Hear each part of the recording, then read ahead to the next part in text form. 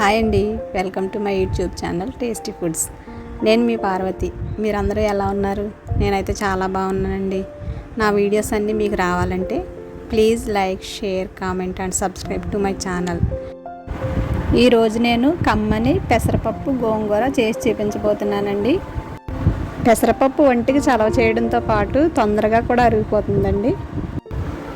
ముందుగా stove on చేసి cooker పెట్టి 1 కప్పు పెసరపప్పు వేసుకొని 5 నిమిషాలు మీడియం ఫ్లేమ్లో పెట్టుకొని ఫ్రై చేసుకోవాలి.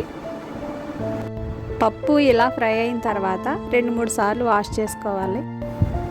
ఇప్పుడు పప్పులో 1/2 స్పూన్ పసుపు, 1/2 స్పూన్ కారం, 4 పచ్చిమిర్చి, 7-8 రెబ్బలు వెల్లుల్లి వేసి తర్వాత 1 కప్పు పప్పుకి ముందుగా కడిగి కట్ చేసి పెట్టుకున్న 3 లేదా 4 కప్పుల గోంగూర వేసుకొని ఇప్పుడు దీనిలో 1/2 స్పూన్ వరకు ఆయిల్ వేసి తర్వాత 1.5 గ్లాస్ వరకు వాటర్ వేసి కుక్కర్ మూత పెట్టుకొని 2-3 విజిల్స్ వచ్చే వరకు ఉడికించుకోవాలి.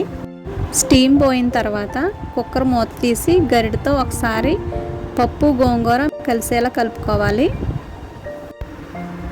నాకు పప్పు గట్టిగా రావడం వలన పలచగా అవడానికి వేడి నీళ్ళు వేసుకొని అంతా కలిసేలా కలుపుకుంటున్నానండి. మీకు పప్పులో వాటర్ ఉంటే వేసుకోవద్దండి. ఇలా కలుపుకున్న తర్వాత కుక్కర్ మూత పెట్టి విజిల్ పెట్టకుండా 5 నిమిషాలు ఉడికించుకోవాలి. తర్వాత మూత తీసి మీ రుచికి తగినంత సాల్ట్ వేసి కలిపి పక్కన పెట్టుకోవాలి.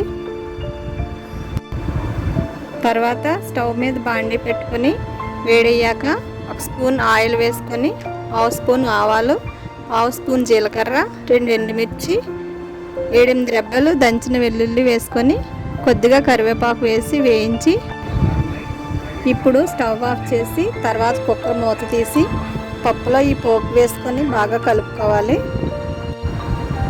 తర్వాత ఈ పప్పులో నిమ్మరసం కలుపుకోవాలి.